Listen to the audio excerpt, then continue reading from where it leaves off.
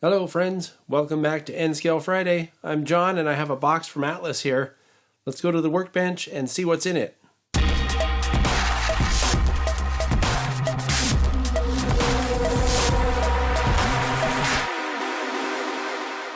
Alright, so here's what we're looking at today.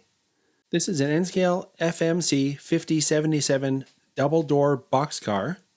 I counted 5 different road names, including an undecorated version on Atlas's website. The undecorated versions go for $19.95 and the decorated ones go for $25.95. So let's take a closer look at it. Looking at the paint and markings, it's an excellent paint job, and all but the tiniest writing inside these blocks over here is legible. As a matter of fact, I could read over here that it has a rebuild date of August of 1979. So it's pretty good. And also, if you look, you can see there's a lot of nice molded detailing around the double doors here. I'm particularly fond of this logo that's printed extremely crisply. It looks excellent.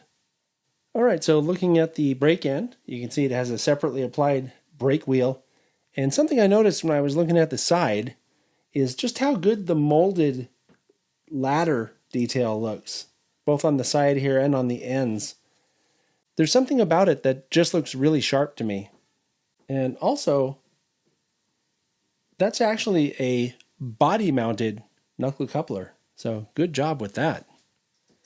I just wanted to show you this angle to point out the crossover platform. You know, it's a plastic part, but it almost looks like etched metal. So, like I was saying, the molding on this model is really good. It's really precise looking. Just want to take a quick moment to point out while we're looking at this side of the model, the detail in all this molded plastic around the door. There's something that looks particularly good to me about this paint job or about the molding.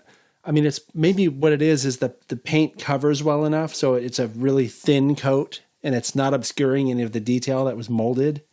I'm not really sure, but it just looks especially good for some reason.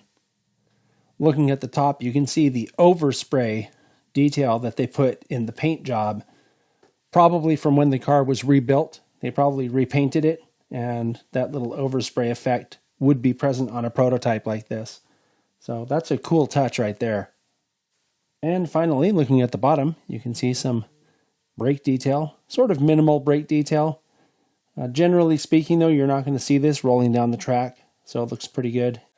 And you can see that these are body-mounted knuckle couplers and metal wheels. So good job there, Atlas.